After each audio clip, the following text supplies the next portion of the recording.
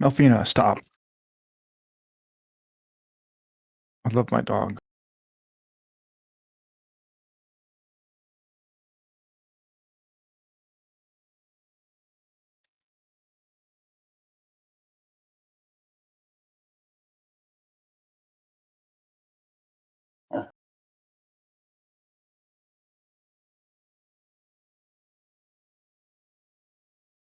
It's quite a bit of trash.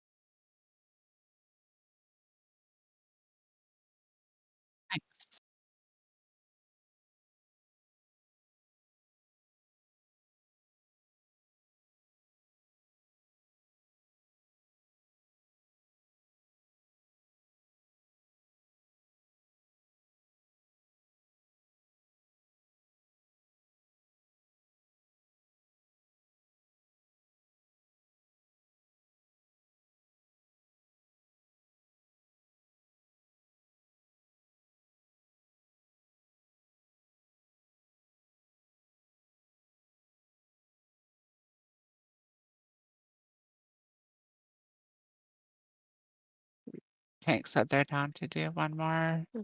You want to queue this group?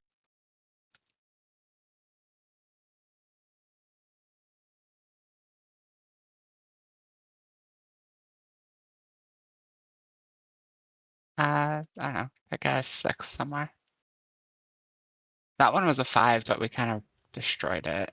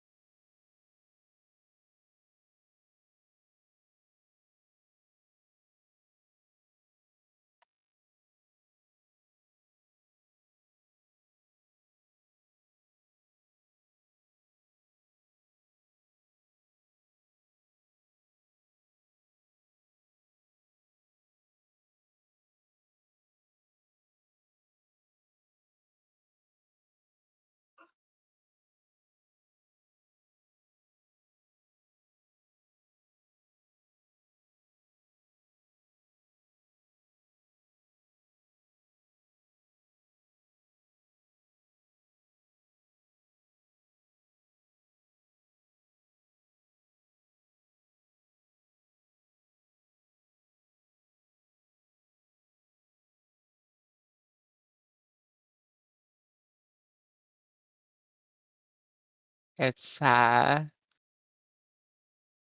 strange playing a ranged caster class and not hating every moment of what I'm doing.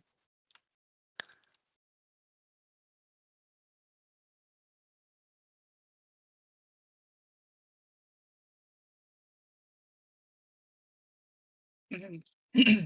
The hardest part with the tank is the rest of the group.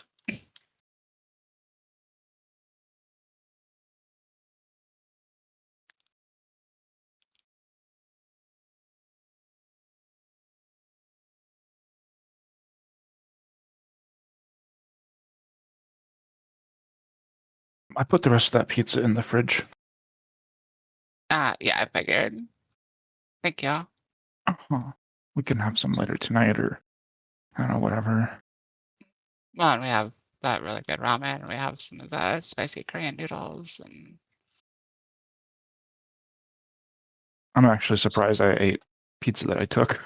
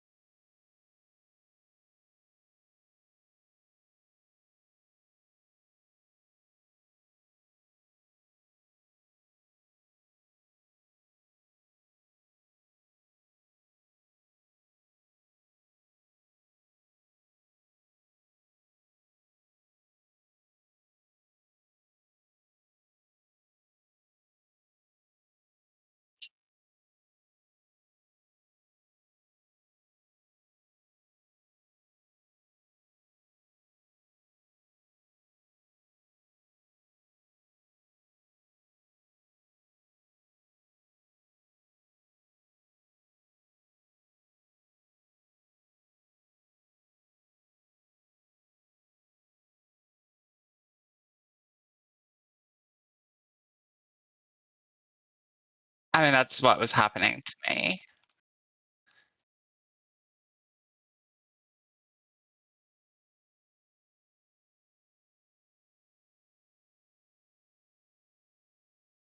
Oh, he went big.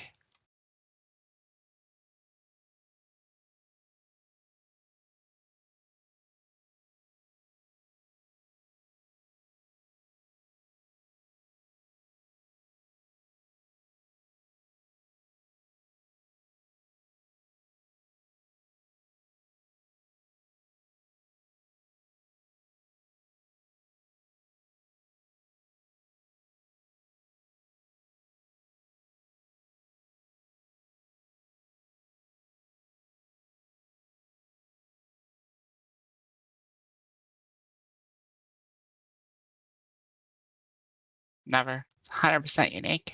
This has never been done before in the history of gaming.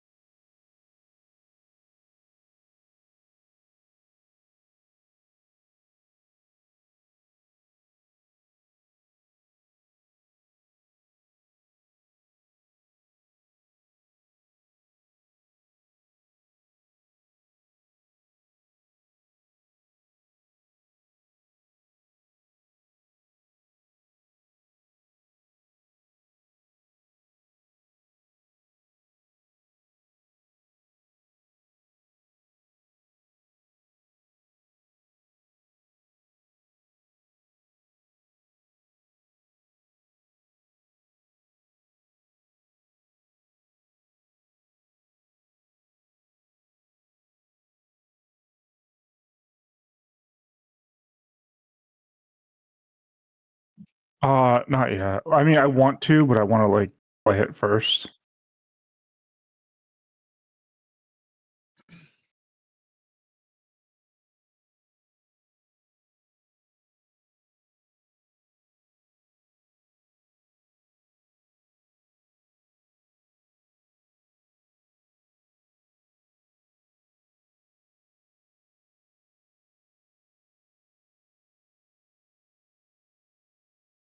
I mean, they managed to get me to play Frost Mage and like it.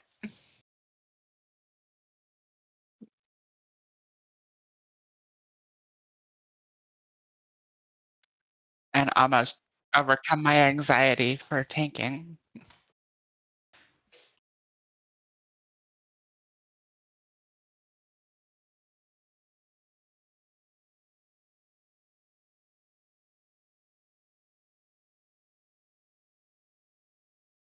Um, I think it probably is just coming down to the fact that I play DPS at an extremely high level in WoW, and so to jump into something that I'm not good at is like within that context. But this fucking everybody sucks. So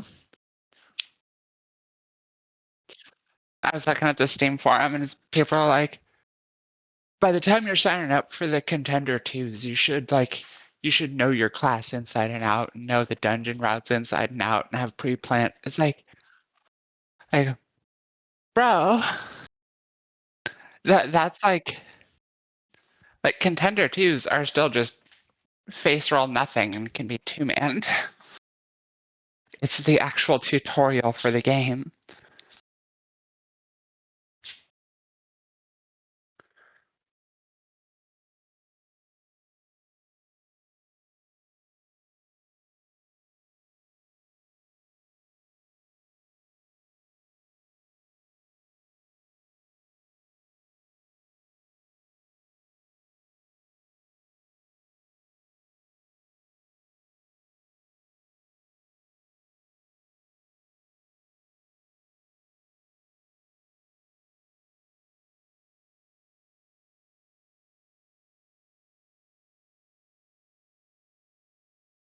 I'm AFK anyway.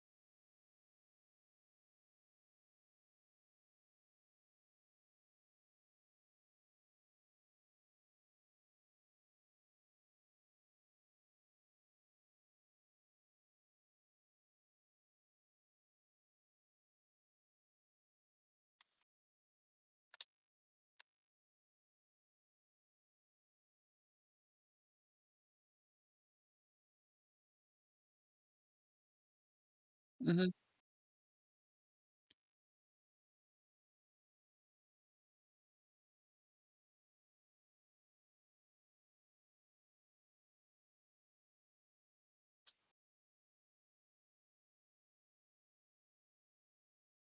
Mhm.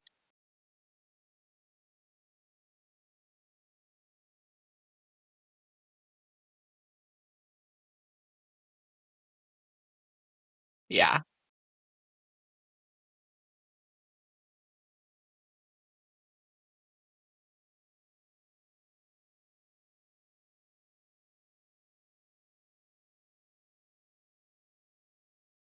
Blizzard also said that they wouldn't be doing any of this until the base UI was entirely perfect and ready.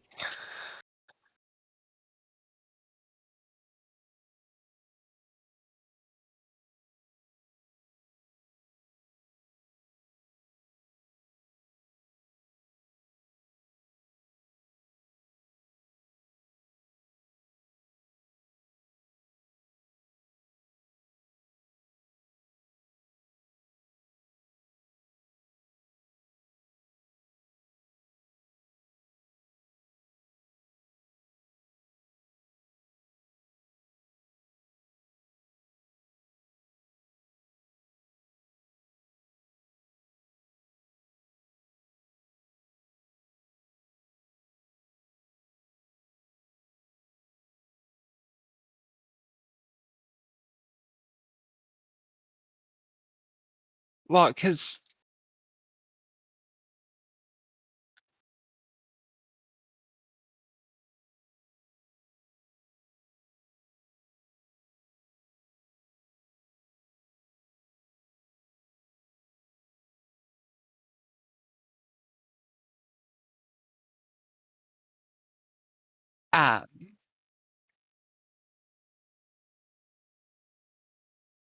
and the big part too is people don't understand how this stuff works, or that when the add-on devs are saying, "Yeah, they made these all secret values," it means that they have no access to it.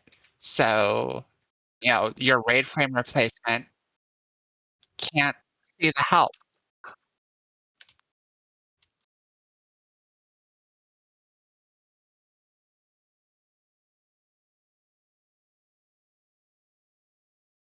Yeah,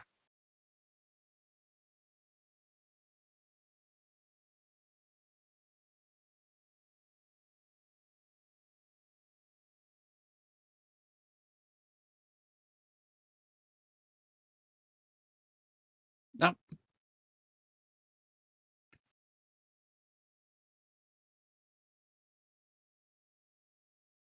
yes. The vast majority of people are incredibly stupid.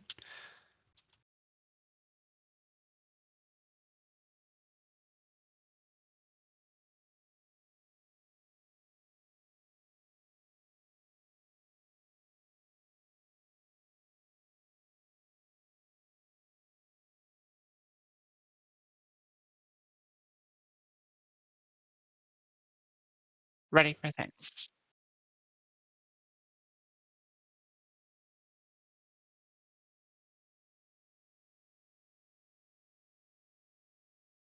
Sure.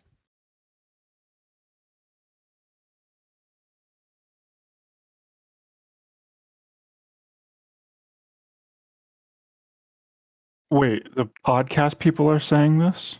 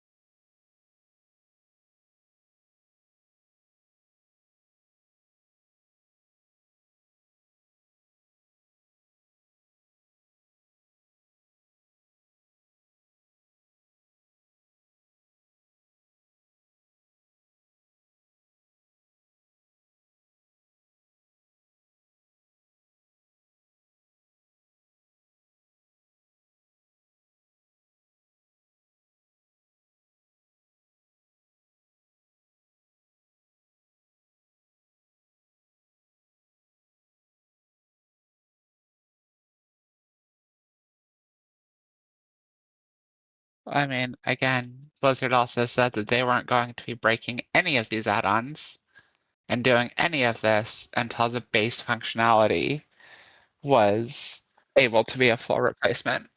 Yeah, like that was pretty clear. Like we were told in no uncertain terms, no changes will happen until we have one-to-one in-game functionality. With the exception of maybe weak auras, because weak auras are just so powerful.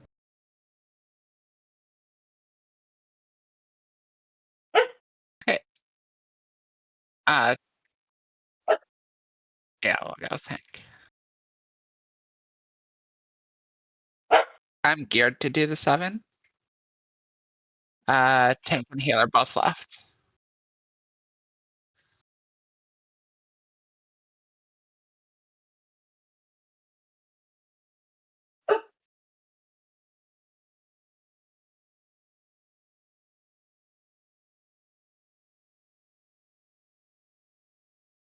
Yeah, chest, boots, helm are the big ones for ya.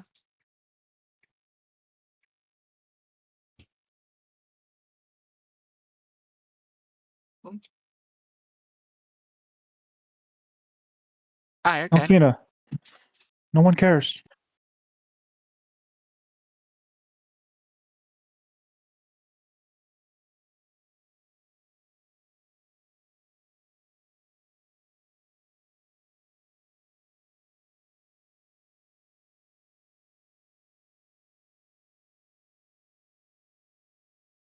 Yeah. Uh, Yeah, Tank went 5, healer went 6. We'll follow healer.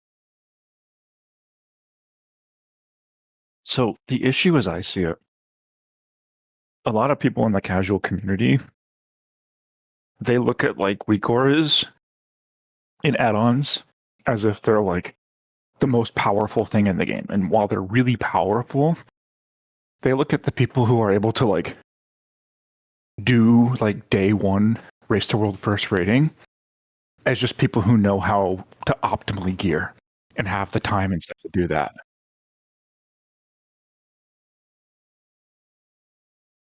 Yeah.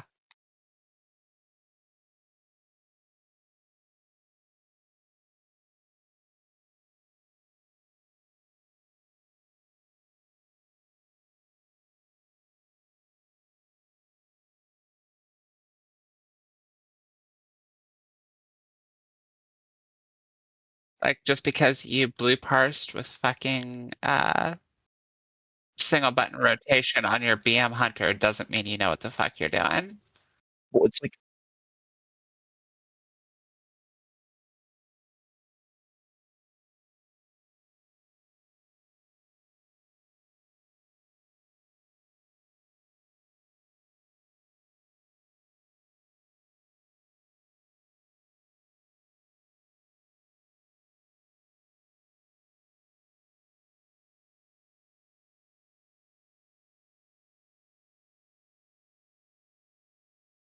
it's the They don't unknown know what they unknown. don't know. Yeah.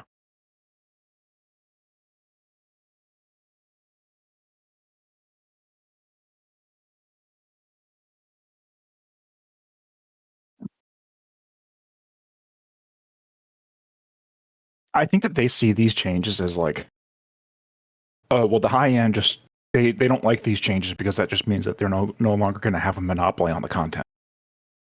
And it's like, no, Mhm. Well, if that were the case, then Liquid wouldn't put the fucking weak auras out for everybody to use during the fucking race. Yeah.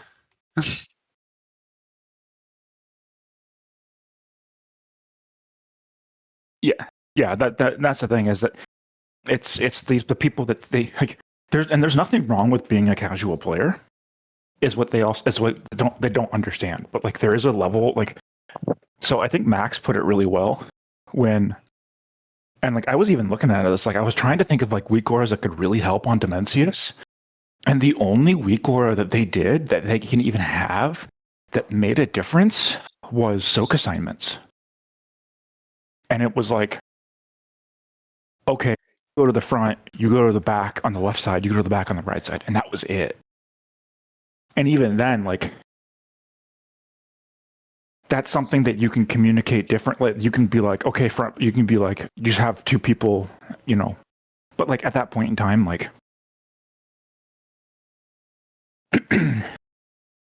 you know, like it just takes off like you basically, if you give them like 2 more seconds, they don't even need a weak aura for that. And like that's the hardest fight in the game right now. And that's the only thing that a weak aura really helps with. Like some people look at timeline reminders as like an, oh my god, a crazy OP thing. And it's like, well, no, this is all information in the game. All I'm doing it is putting it in a more presentable way, or like putting that information out there and making it in such a way that I can pre-plan how I'm going to be executing things. That's all timeline reminders give people.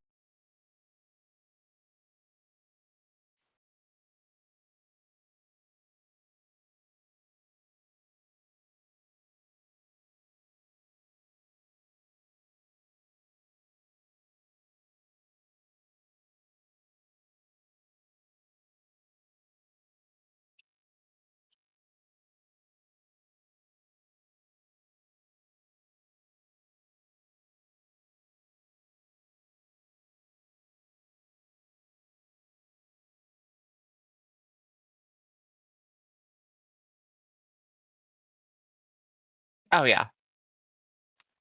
And I don't think Blizzard even realizes how much smaller their rating player base is going to be when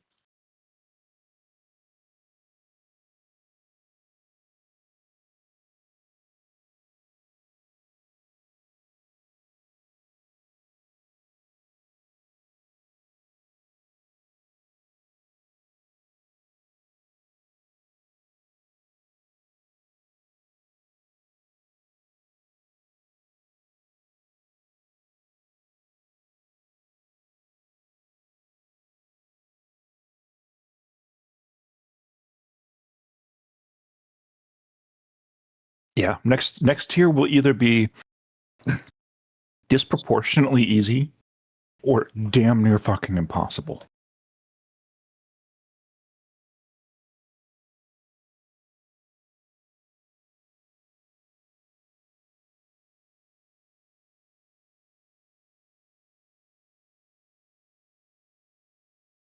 a fucking face roll.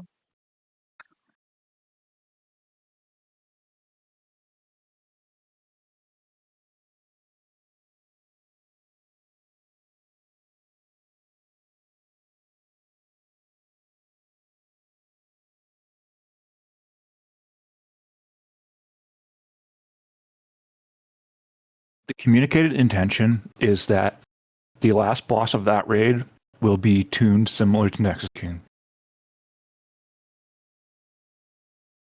And that of each difficulty.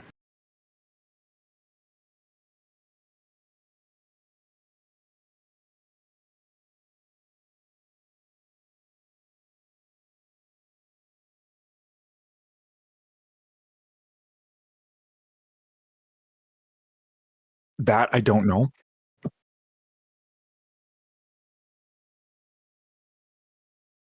Dude.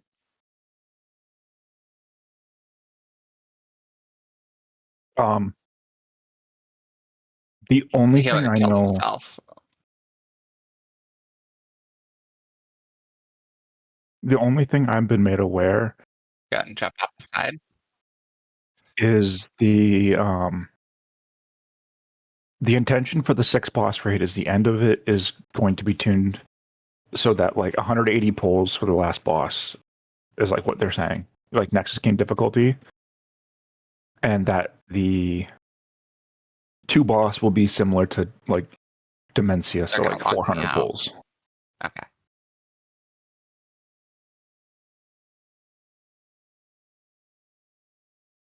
Yeah. Which, like, honestly, if the last boss is a loot pin, I mean, like, I don't know if the first boss is going to be a loot pinata. That's kind of my like 6,000 IQ take, but I don't know how accurate that's going to be. I don't know if they could realistically make it a loot pinata in the 2 boss.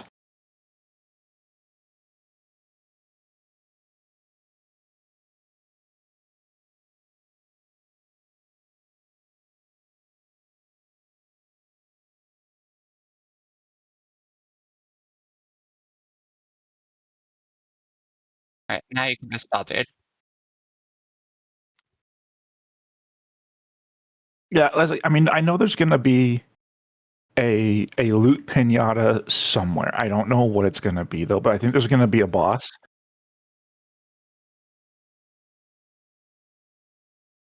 You think so?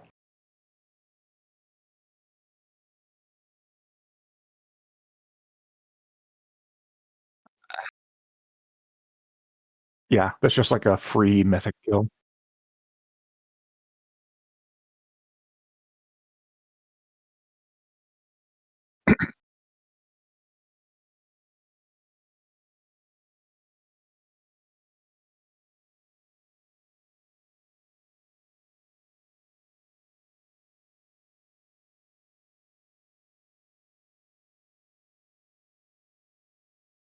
Dude, you have to give me time to get that out.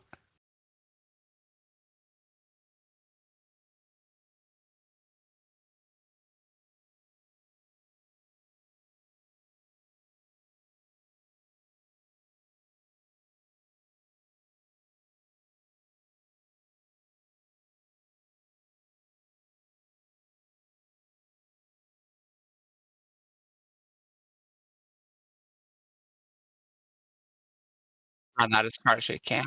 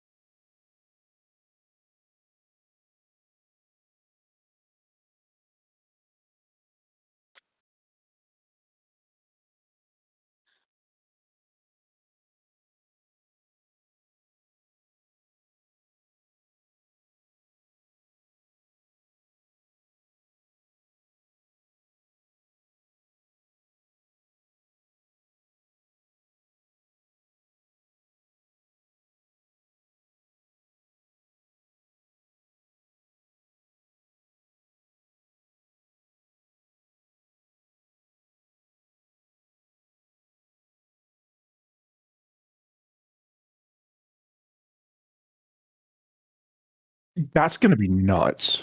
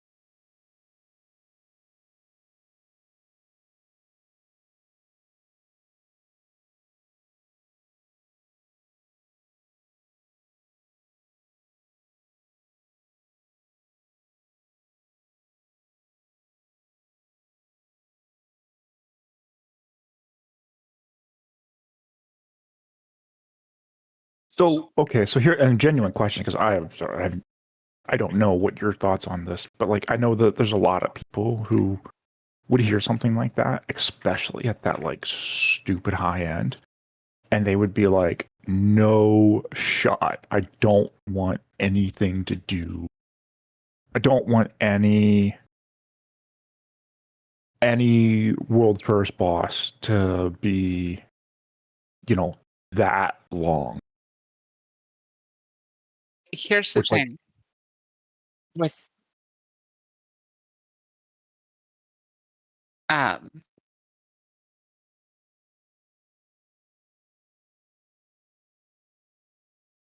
in my opinion, Mana Forge is probably one of the best tuned raids they have ever put out. Um, and the way Gora plays the game for you literally is Fractalus. That singular boss. Everything else, the way Gora can't solve.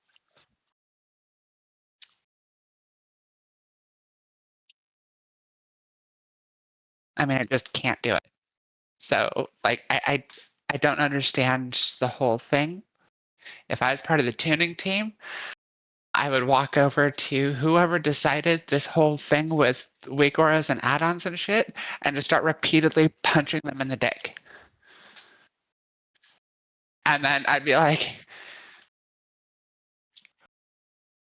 we fucking perfected it, dude. so I And think there is a Liberation, like level. the problem with Liberation literally was that Galliwix was undertuned. He was just too easy.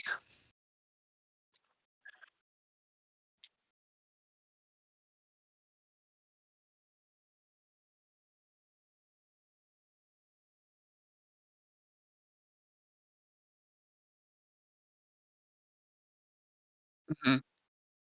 Yep.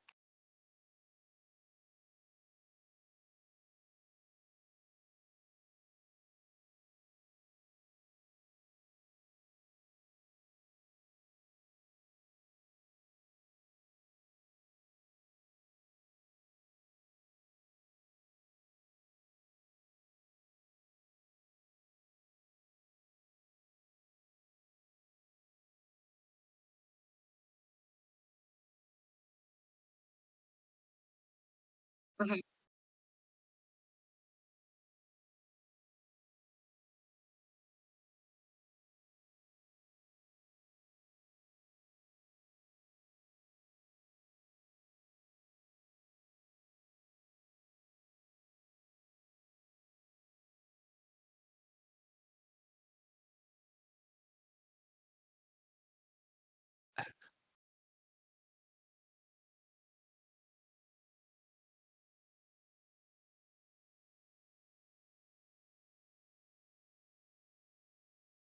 Well, I don't even think it's just that. I think it's if the second raid was a week and a half long, that would mean the race to world first is like 5 weeks.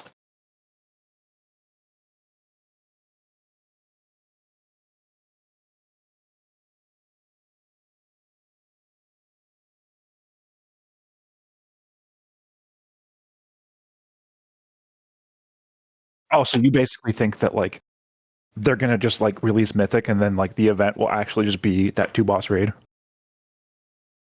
Okay.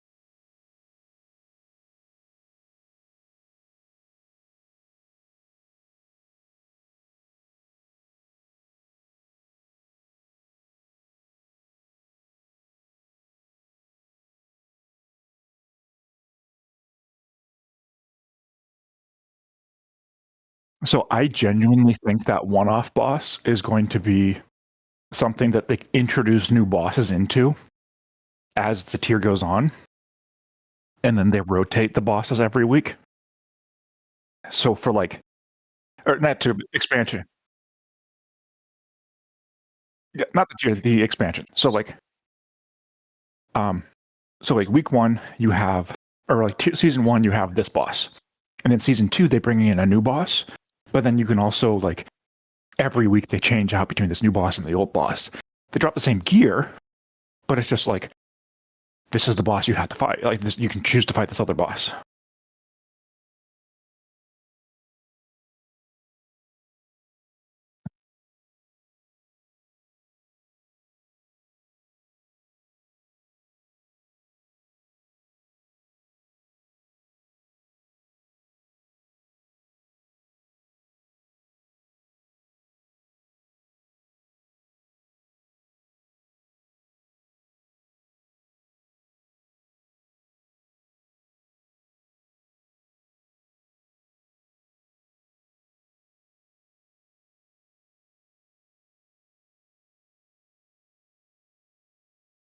Yeah, but like that's kind of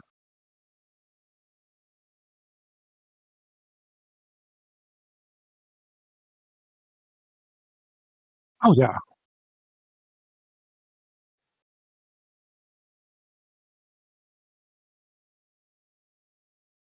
Well, and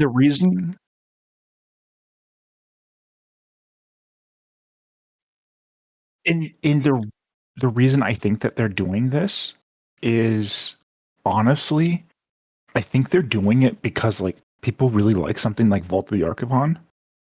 At least the idea of like, hey, just here's like some like just a little bit of trash and a boss. Do as much or as little as you want, type of thing. But like not getting it behind PvP. Because some people were like, I don't want to do the fucking PvP. I love the bosses, I just hate the PvP.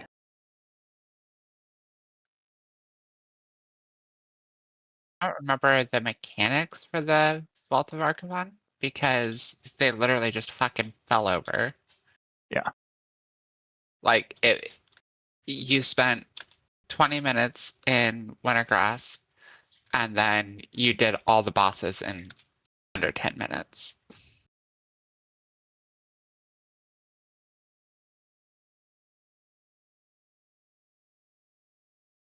Which could very much be what the people are on about. So who knows? Yeah, I mean, I think, like I said, I think it could be really cool. I don't I mean, it's honestly, it's so hard to know without going into it.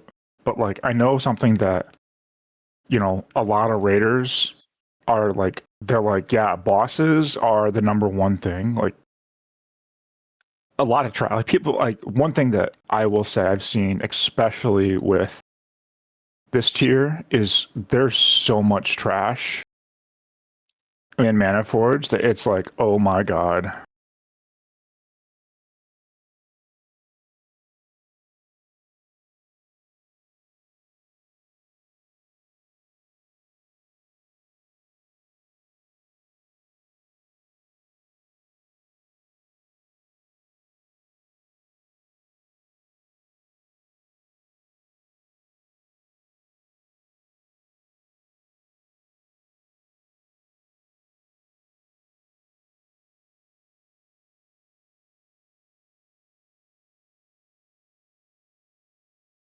Oh yeah.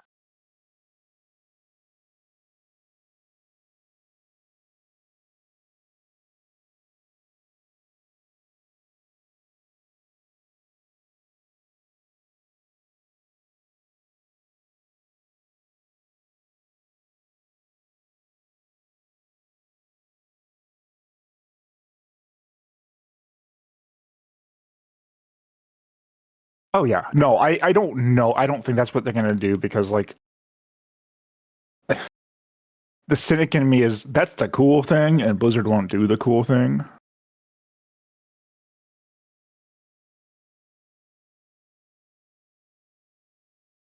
But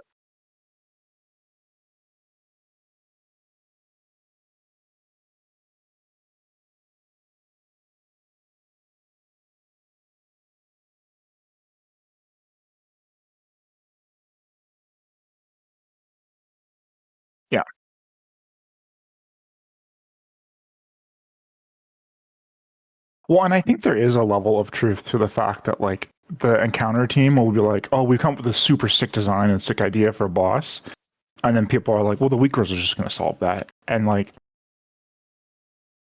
I think if like they want to curb the power of weak auras, like there's probably a way they could have done it without doing what they're doing now. Because there's been a lot of mechanics this tier that weak auras just can't solve. Like weak auras can't solve um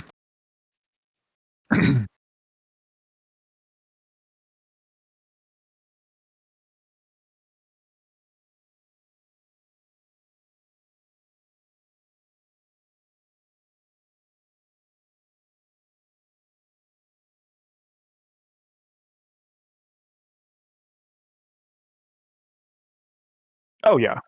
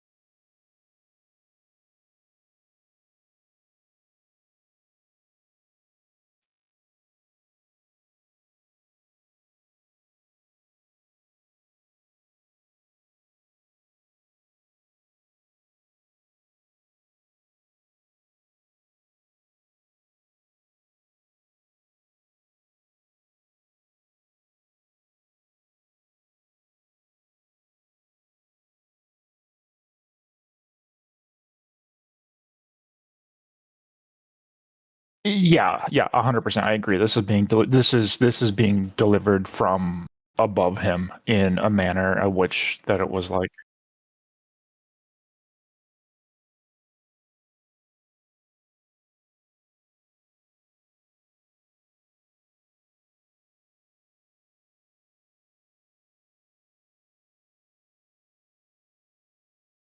oh, see, I think it's more likely that Microsoft is the one who is saying this needs to happen, and that Ian was like,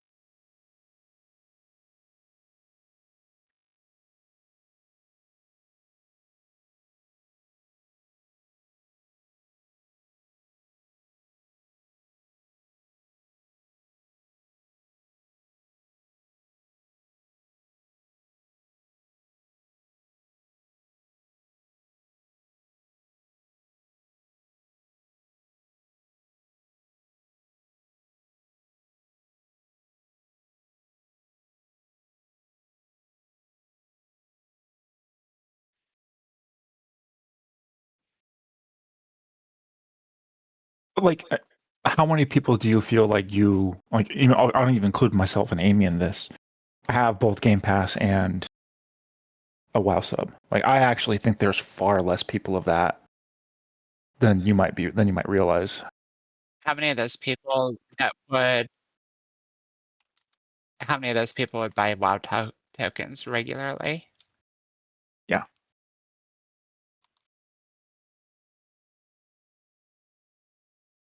Yeah.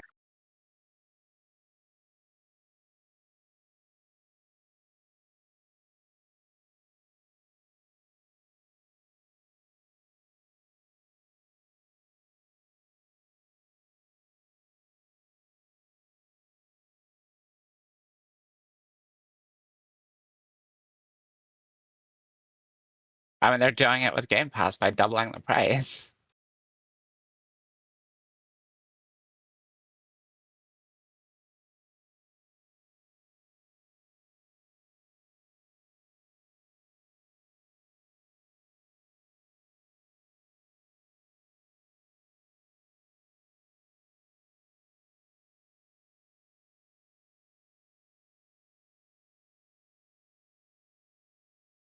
Because like I remember when the WoW token was revealed, and people were saying almost this. I don't want to say the same thing, but very similar things about the WoW token. Like, oh, no one will buy this. You know, this won't be a very popular thing. And like now it's like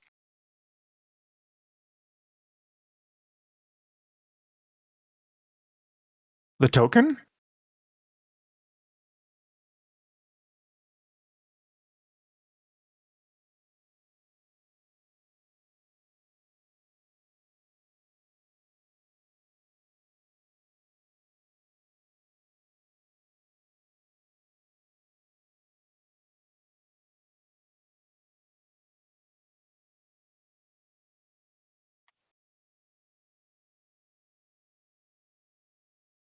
See, because I remember a lot of people. I remember a lot of discussion around the token being like, "Hey, this is really neat," because then like people who want the extra gold can get the extra gold, and like, or like if you're good at making gold in the game, you can just, you know, effectively get a free sub.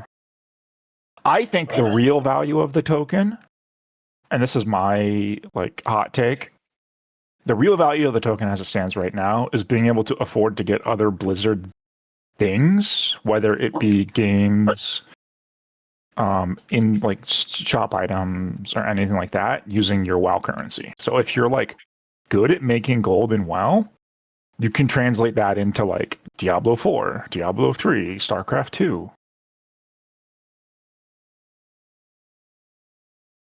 Now,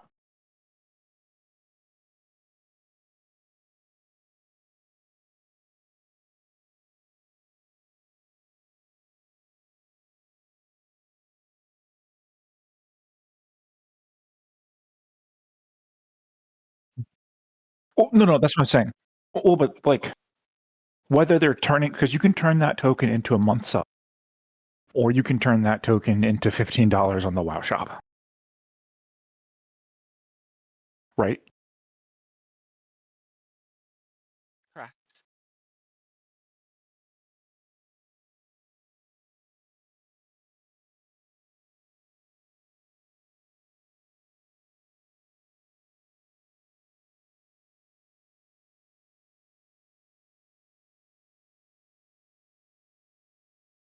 Yeah,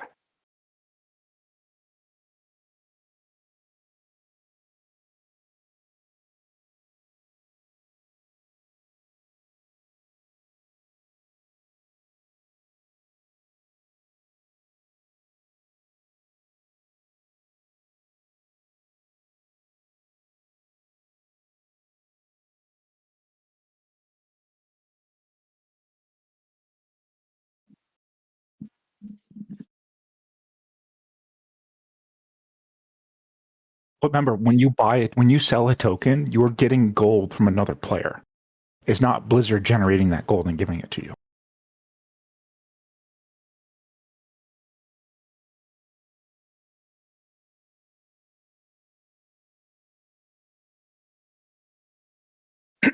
Yeah,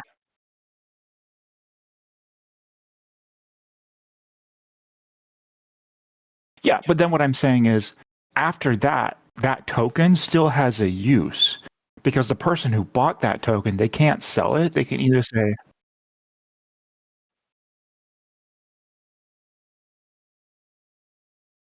I don't think you can resell WoW token. Yeah, you can. I've um after the massive dip following the Brontosaur coming out, the AH mount, um, people were buying them up on super cheap, and then when they went back up by 100,000, people were offloading them.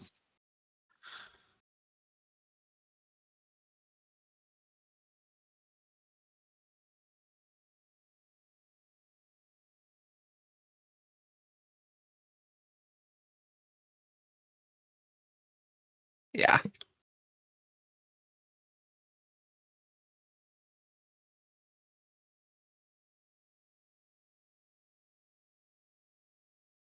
So what I'm seeing on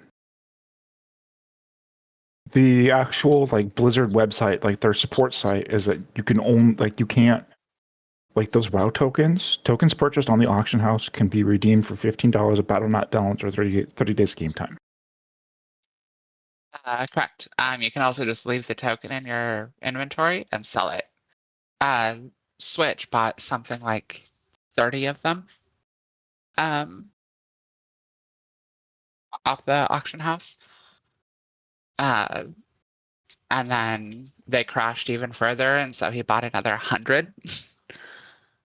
And then he just slowly trickled them back onto the market when they got almost double the price. So he ended up making something like 40 million gold off of it. It functions like the like fucking oil commodities.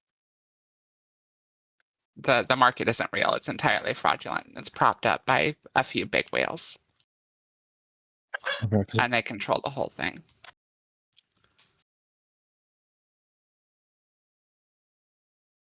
Oh no, a customer support agent is actually saying the opposite. They're saying, and granted, this was a couple of years ago. They're saying once it's been purchased from the auction house, it can only be used for game time or Battle.net balance.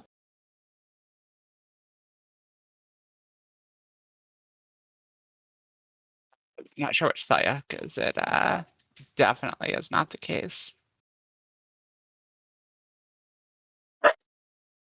Yeah, so I don't know, but my impression of the way WoW tokens worked is that they were a direct one-to-one correlation for game time or currency credit. But yeah, if I'm wrong, I'm wrong. That's just how it was explained to me.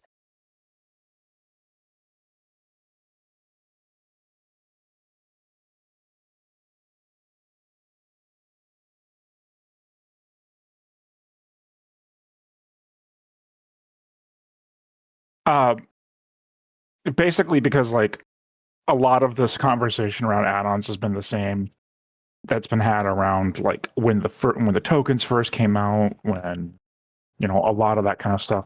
Like there's been a lot of instances in WoW's history that um a lot of this stuff is like, oh, this will be really bad, and then it turns out it wasn't. But like, I'm still not convinced this is the case for tokens. I think it's probably also the case that tokens will be not good, or not tokens. The add-on changes will be not good. I think like genuinely, these.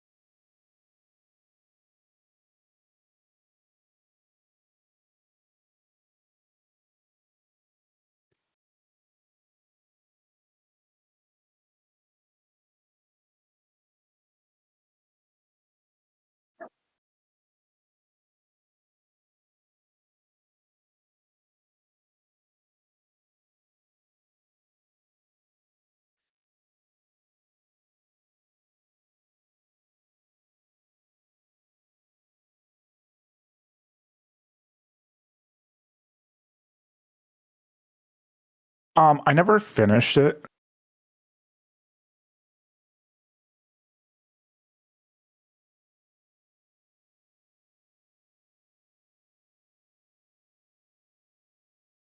He was in charge of rewards.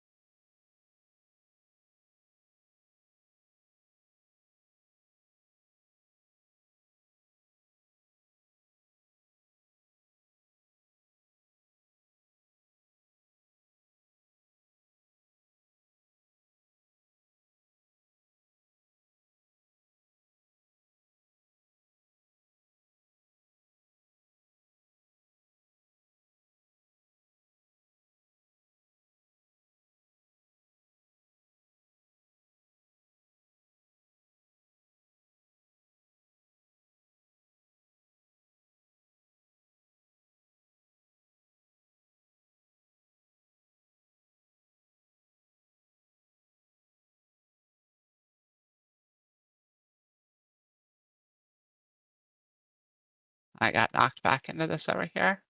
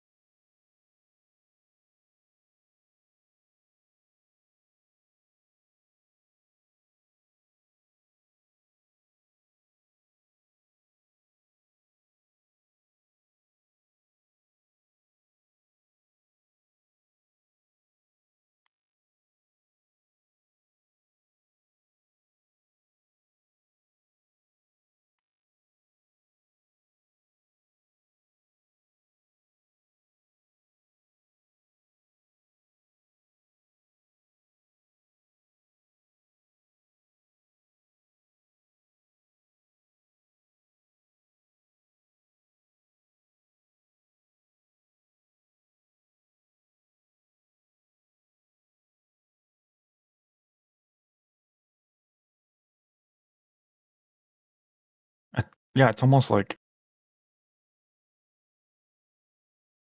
it's almost like there's a lot of potential that WoW can really do, and they just, I don't know. I hope that they do it. I hope they do something because there's so much potential this game has. I just feel like they're underusing.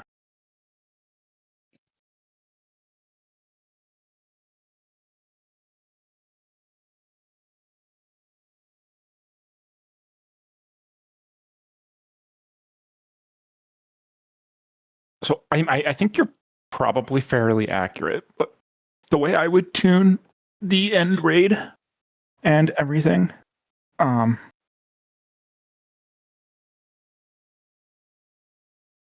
uh, one sec. I'm finishing this. The way that I would do it is I would basically set up like quote unquote loot pillars. So you basically say you want certain bosses to give certain items. Because the way in my mind that loot and gear should be done is that you don't want all of your oh my god, best, awesome, amazingly cool stuff to come from like the end boss. You kind of want to spread it out so that way there's a reward for killing the last boss. It's something really cool. But we're going to give you the tools along the way to get there. So the way I would do it is I would tune the first raids so that way they're effectively like the solo boss is roughly tuned to be a Raz difficulty. So that was what, like 150 pulls?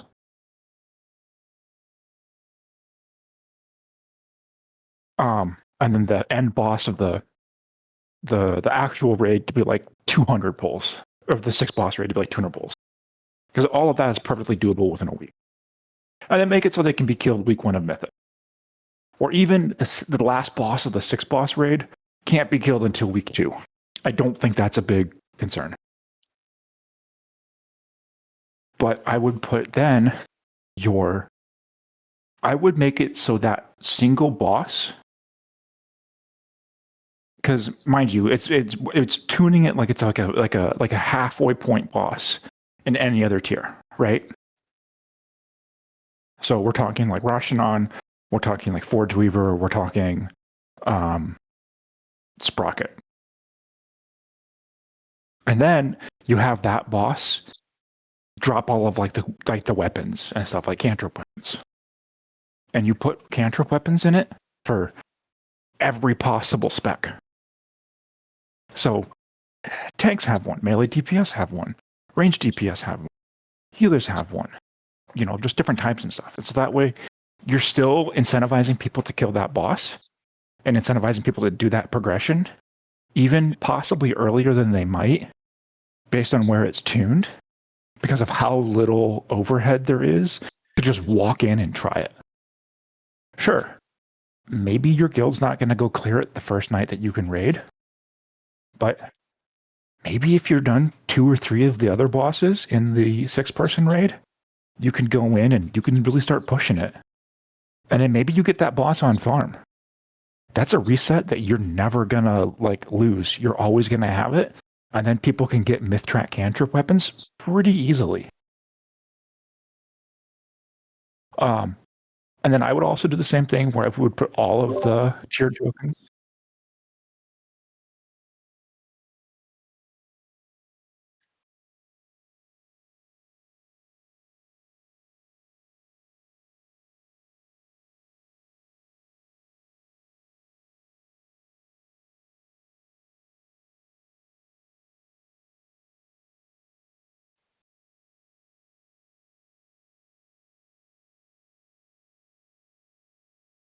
Yeah, I was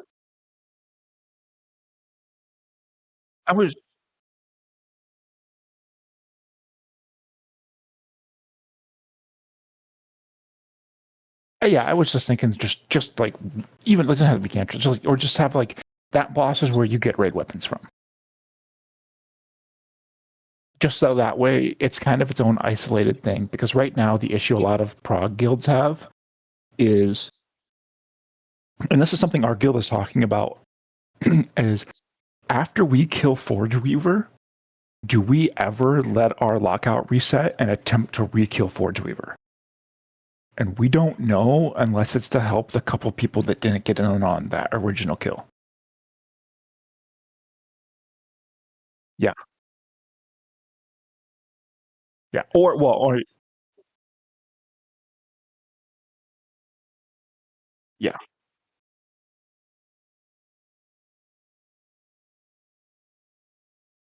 Yeah.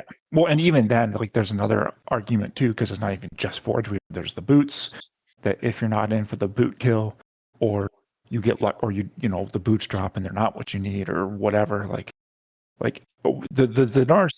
Oh, you pulled trash up there. Oops. The Dinar situation is a whole level of there's a whole lot of stuff going on there that I just don't even know how to even think about approaching that. I would need to sit down and really work that problem. But I think especially with certain certain things because there has to be a way that you can either make it so that guilds that might not be that are late mythic prog guilds are incentivized to kill those bosses without just being okay, well, if we don't go back and if we don't go back and re-kill this stuff, maybe someone's not going to get loot that we actually need to help prog later on this boss. Because that's like I said, the way that you typically want to design loot in games is you might need these tools on later bosses, but if you have teams that don't do that, how do you still give them the tools to effectively do that? And Dinars does that. But anyway, I digress. So I think we're getting our first super traders in our 1 sec.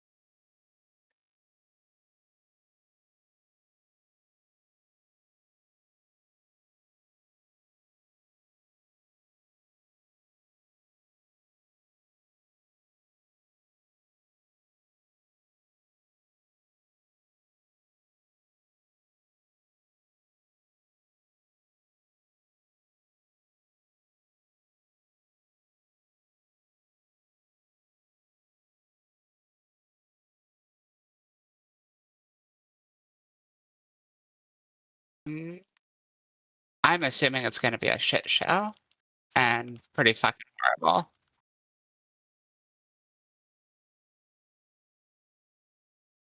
Yeah, I think that they killed WoW. No one else could manage to do it, but Blizzard did it on their own.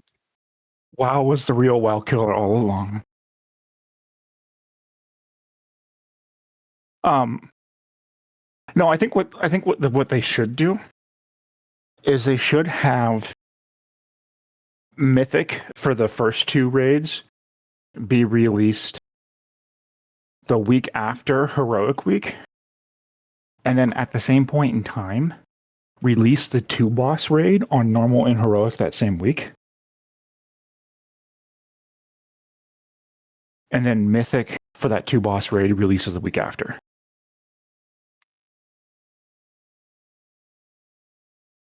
That's how I would do it. I think the best way to do it is they go into a boardroom over the weekend and say, beta is coming up in 10 days. How do we unwind all of this? Yeah.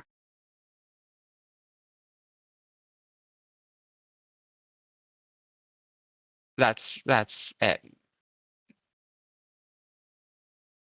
There's not reses, so you'll probably need to release. Ah, I've got a battle res item combat fucking trinket, but I used it during that fight.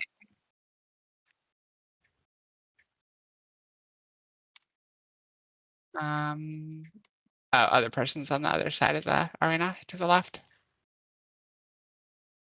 Yeah, I agree. I think unless they do something to really work out how they want this whole add-on change system to work, that like I don't know how much more, and which sucks is I fucking love this game, and I love this game for what it is.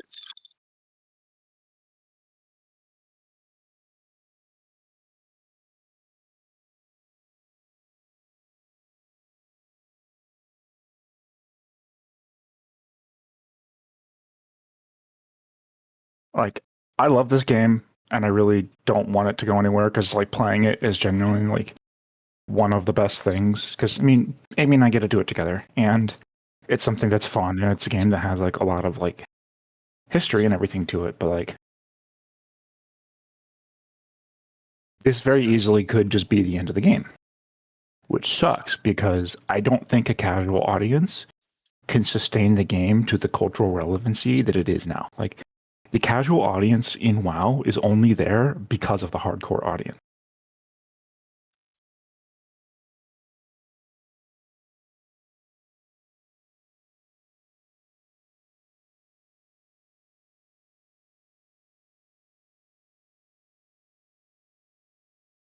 If this is gonna happen between the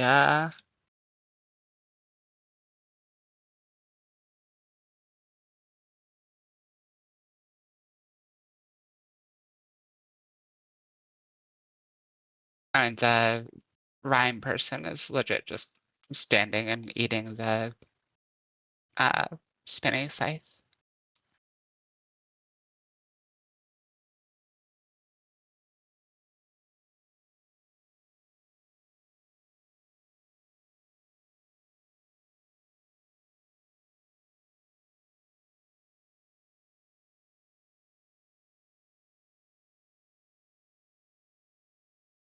Yeah, I've been wondering, like, if something happens to WoW, like, what the fuck do we play? And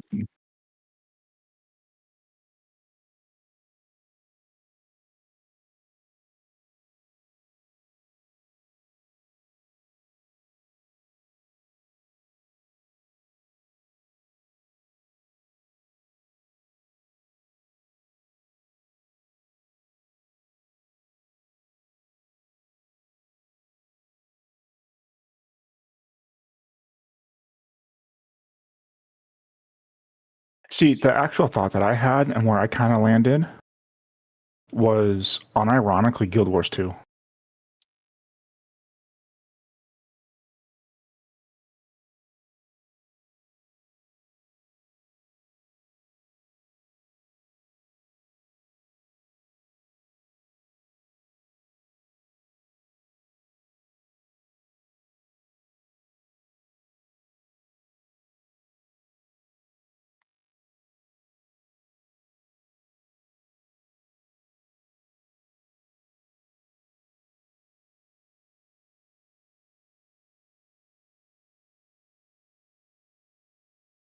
Oh yeah, League's fun. It's just that's another level of like League is a level of hell that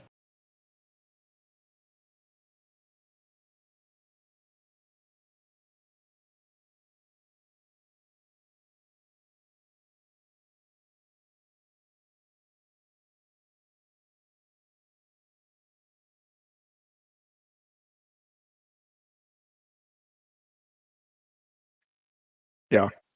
Well, the hard thing is like, how do you find a game? Because there really is no other game out there that does what WoW does. And that's not me trying to be like, oh, hoo-hoo. It's like just seriously, like, there's no game that has the, for lack of a better word, the gumption that WoW has.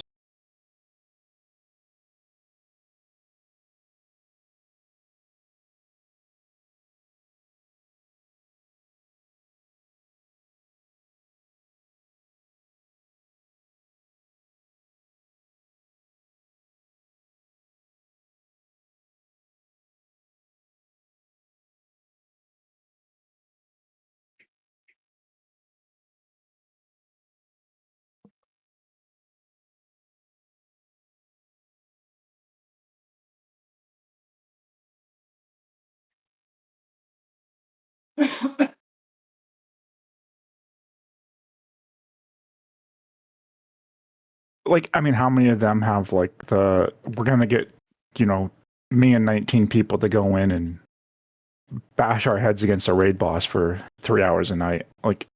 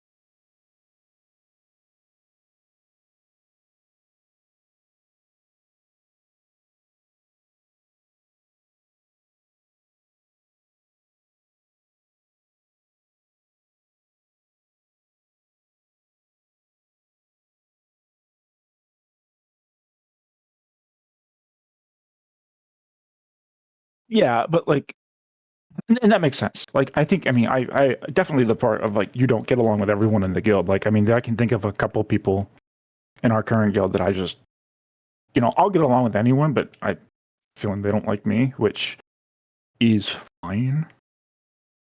Though I'm someone that why is this?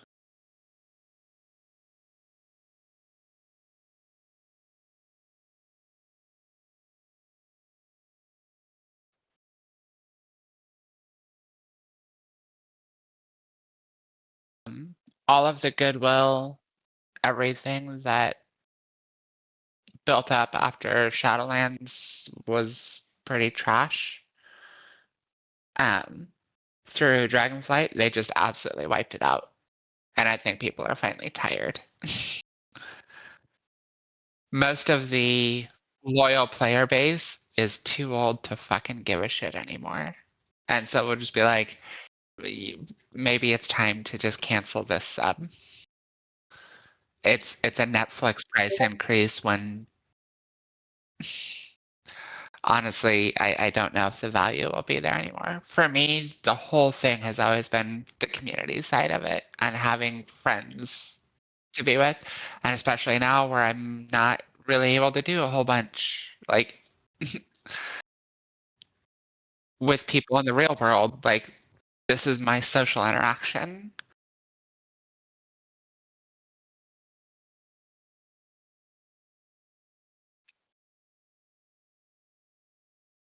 Um,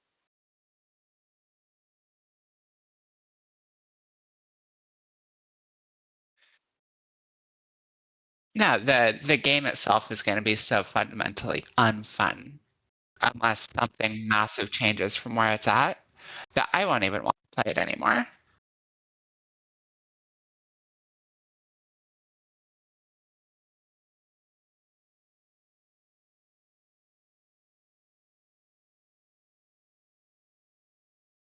Oh, it's the dumbing down of the classes. I think that turning them into MOBA classes, basically, you have 4 fucking abilities and that's it, and all you have to do is, uh, keep spamming 1 while you cycle through 2, 3, and 4 on cooldown. It's over. Like, they ruined the gameplay, which was the honestly the best part. Yeah, and the depth of classes has always been a big thing, and it just kept getting better and better and better, and they had some setbacks and things, but this is legitimately probably the stupidest thing they've ever done.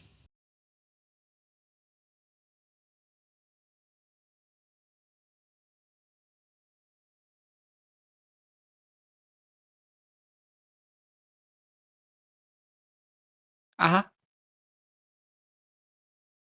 Well, and they're like, I I don't know if I've ever met a single person that's like, "Add-ons are too difficult to get set up." It's like, it takes 10 fucking minutes. Legitimately,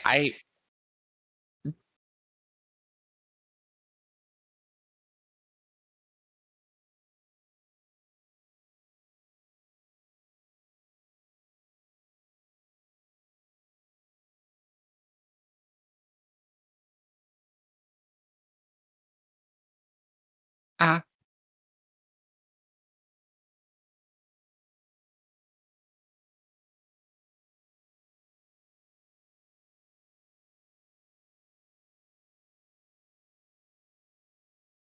uh-huh,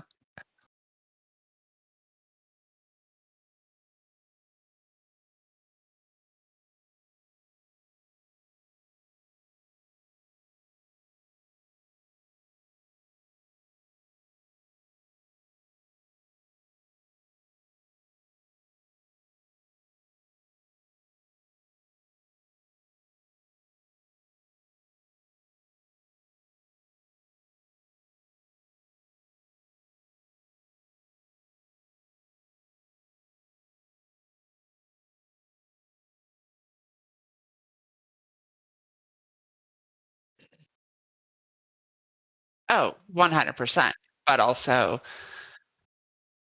the reason why every WoW killer that's ever existed has fucking failed. Is classes are too boring, or there's no customization or anything. Like it's not a hard system to figure out. And what allowed the depth and difficulty was legitimately add-on support from day one.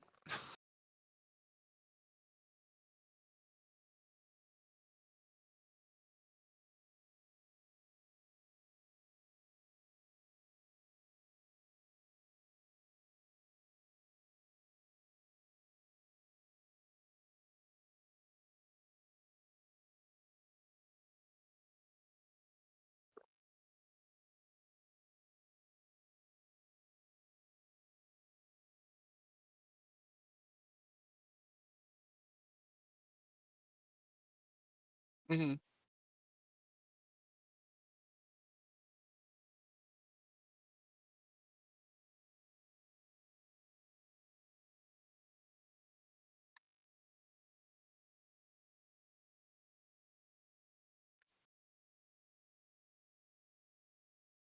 Uh, I mean, what are they gonna do? Don't stand here, go stand here. Click this button at this time. Interrupt this cast. Like the fact that the more I look at stuff, my hopium has kind of disappeared. So I mean, for Feral, um, they are getting rid of. Let me pull up the list here.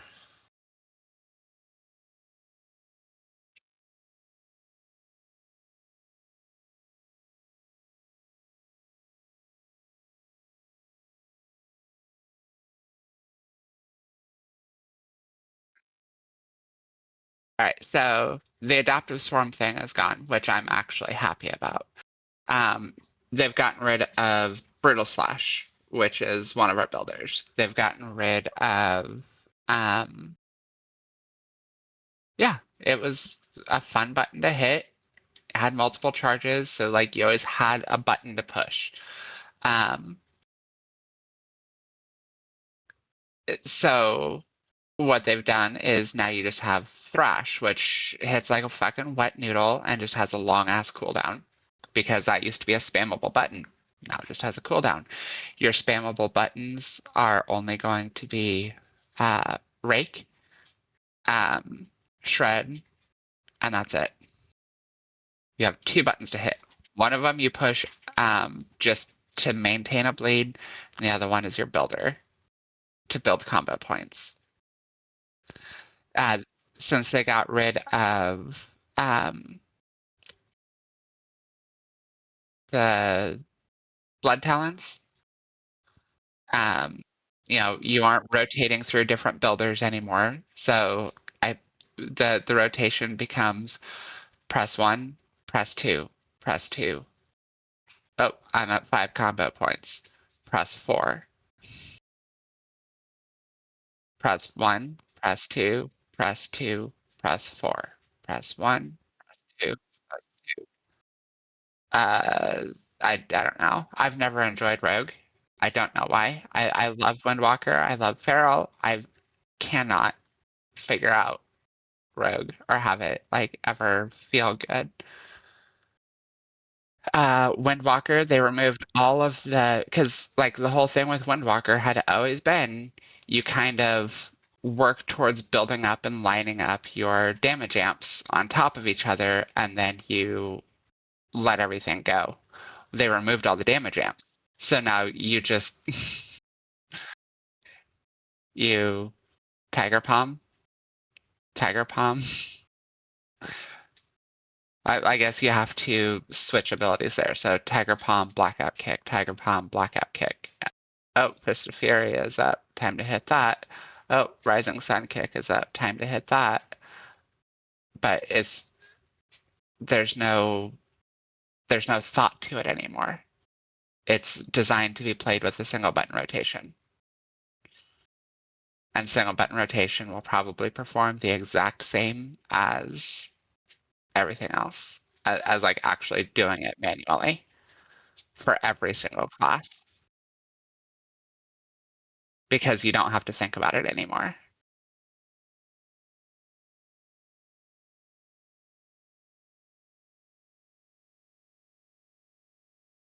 Yeah, because they didn't know how to play the game. And so they're like, yeah, this is all really good and blah, blah, blah. And it's like, bro, this is fucking boring. Like, Yeah, you aren't playing the game. You are watching YouTube on a second monitor while hitting buttons. like, and there's a world where these changes can work really, really well. But I don't think Blizzard is either being given or taken the time to let that be the world that we're going to live in.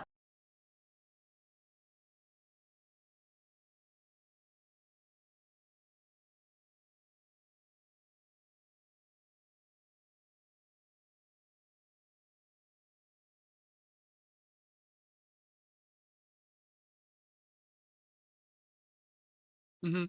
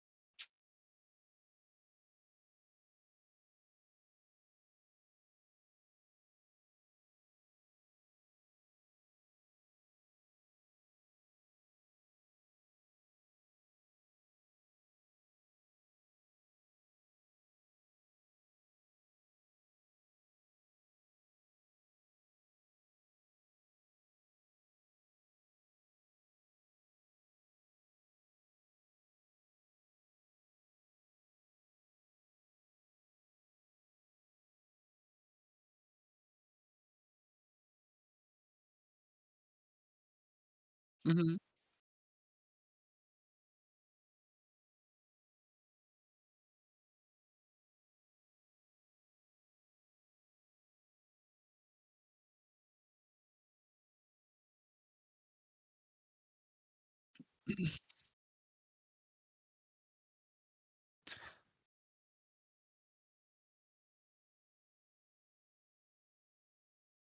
Well, like when we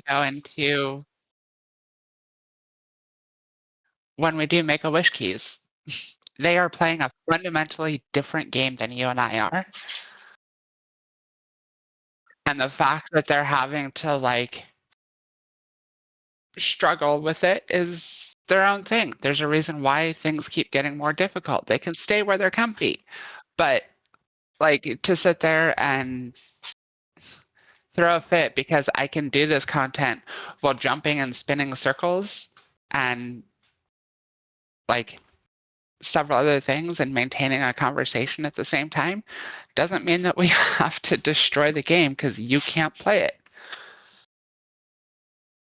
And that's the problem. And that's where the fundamental issue is, and where if Blizzard is smart, they would go into a boardroom and figure out how to unroll this.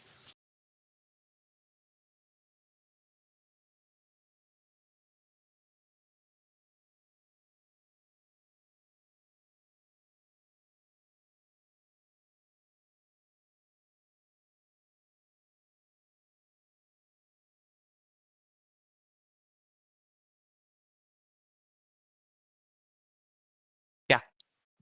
Yeah.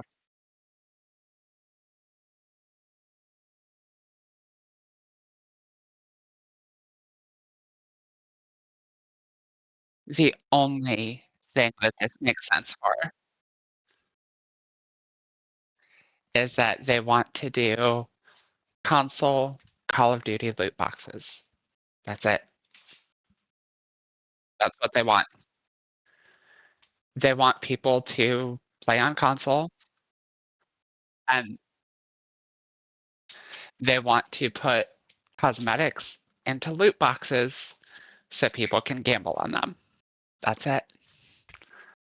It's where most of the money from Activision came from, was cosmetic loot boxes on fucking Call of Duty to get.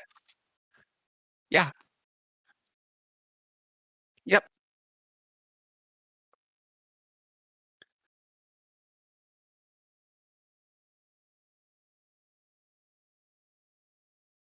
Well, but Oh, but no, what it would be isn't I'm gonna log on and buy the Brutosaur for $90.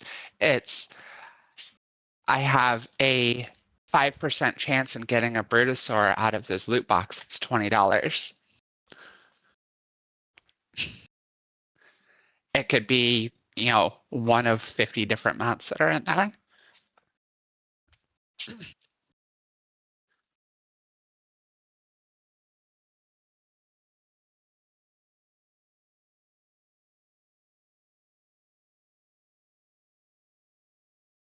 yeah, I'm actually interested to see. I would love to see numbers on that, but like,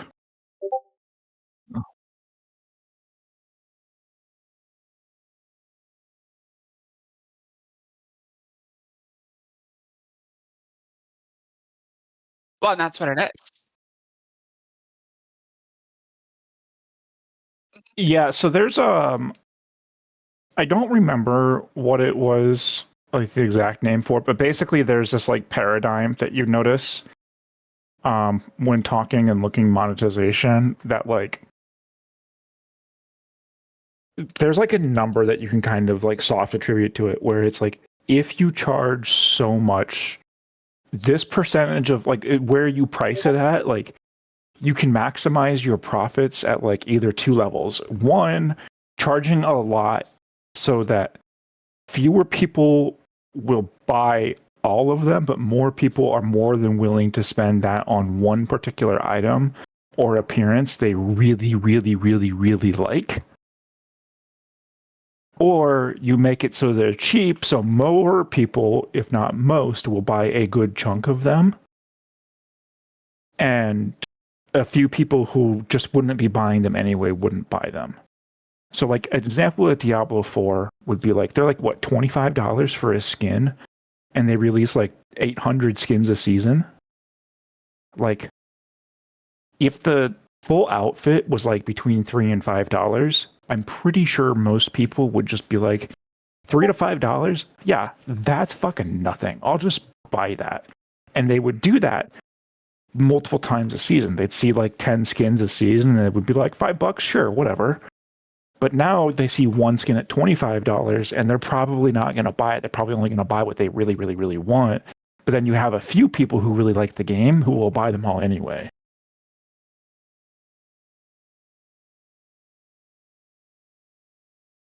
Usually 10%.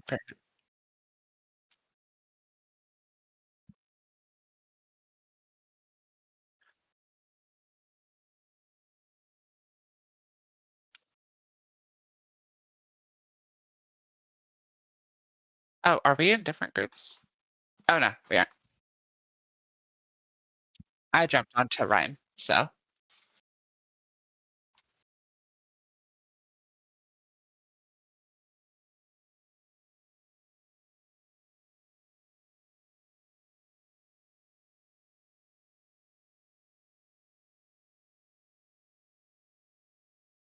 Yeah, they're wanting to bring in that player base, the fundamentally stupid ones, yeah, the ones that they could sell a digital currency to do fucking.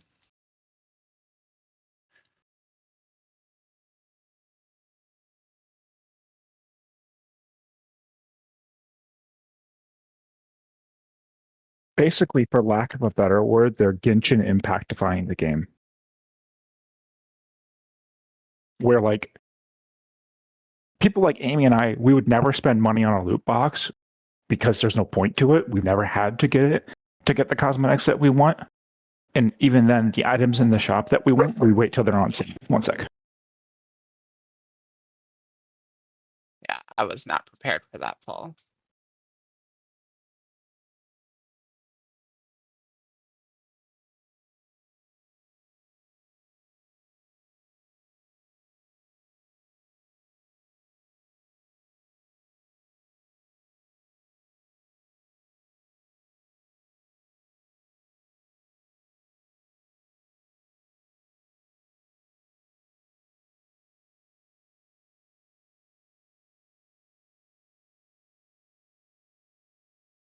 So yeah, basically like Amy and I would never play or buy any of that stuff. And even though like we'll buy stuff in the shop because like, oh, this mount's cool.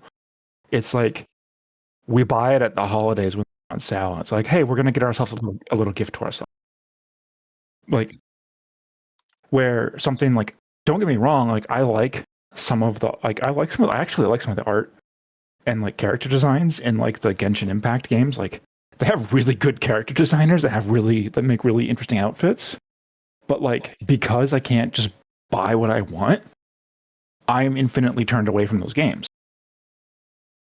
Because like if I could buy this character, like even if it was the game's free, if I could pay $5 to play as this character and another $5 to have this skin, I'd be fine. That's all I would buy. But they don't want to do that, so they're trying to pull in a different audience.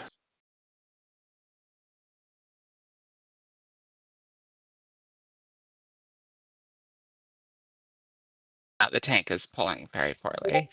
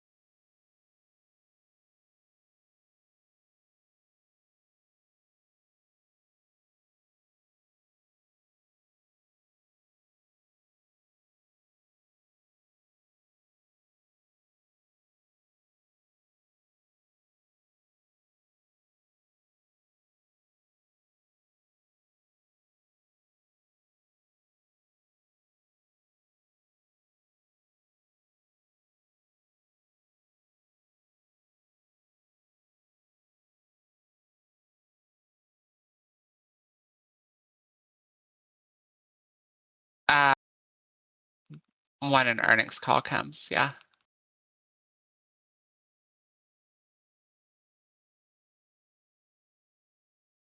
Yeah, I think they're going to see a 60% attrition rate on their subscribers.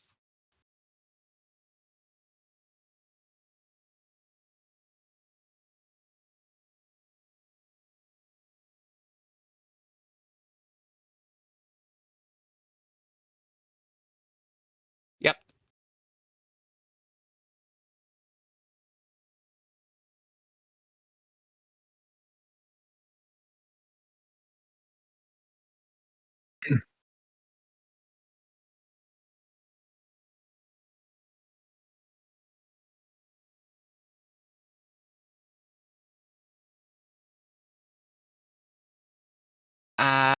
Not sure.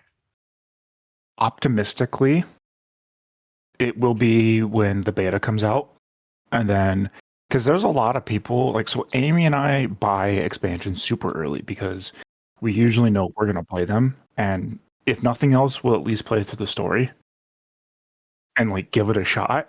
But like, there's a lot of people who wait until the beta or PTR is out, and because like you have to like right now the alpha's invite only, and it's not a big list. Well, it's not a big list and nobody is giving it a positive review. Yeah. And so if the beta comes out or the PTR comes out, there's a lot of people that don't buy the expansion until PTR or beta and they hear from other people. If it's even more people saying this is bad, we could see a potential Q4 earnings call in early 2026 that pre-orders or pre-purchases for Midnight are down and Blizzard might walk back some stuff. But will it be too late?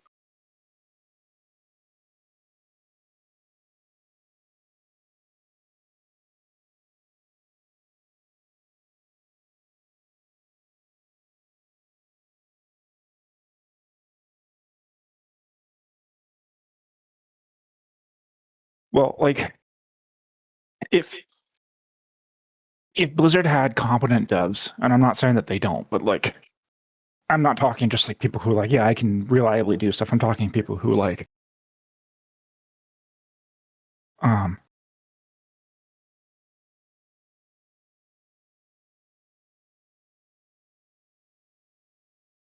um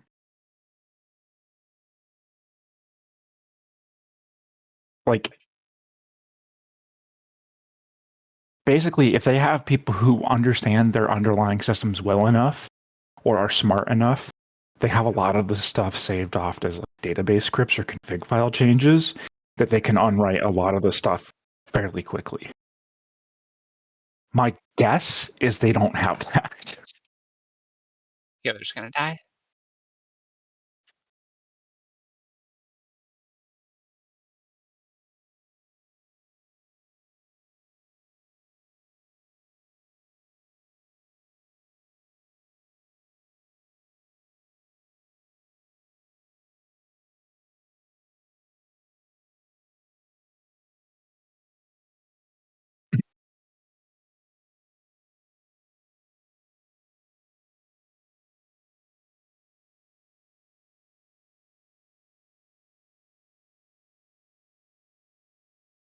Oh, this character doesn't have that.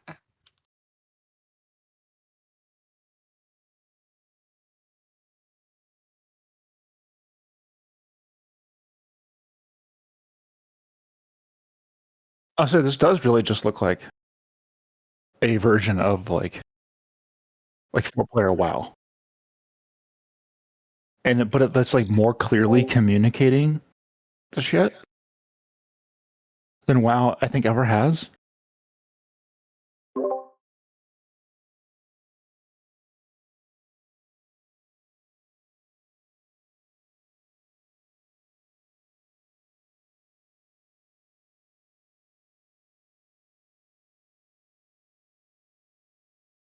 I mean, it's still worth completing.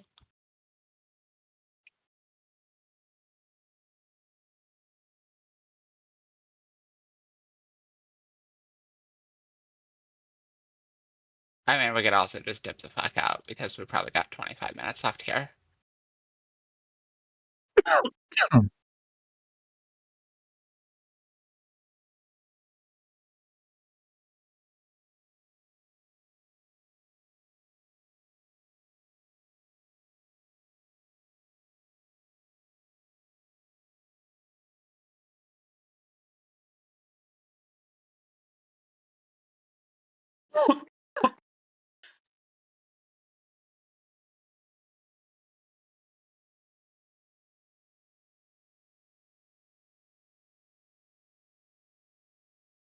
Uh, I wonder if that got you.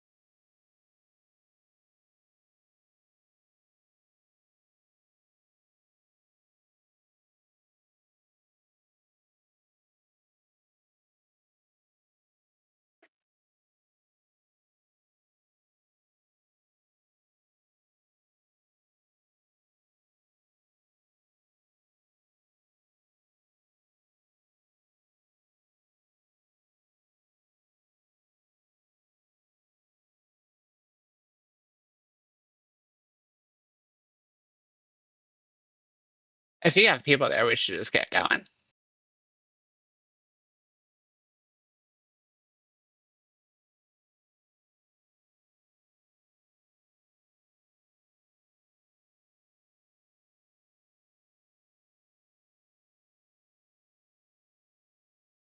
Probably gonna go chill for a bit anyway.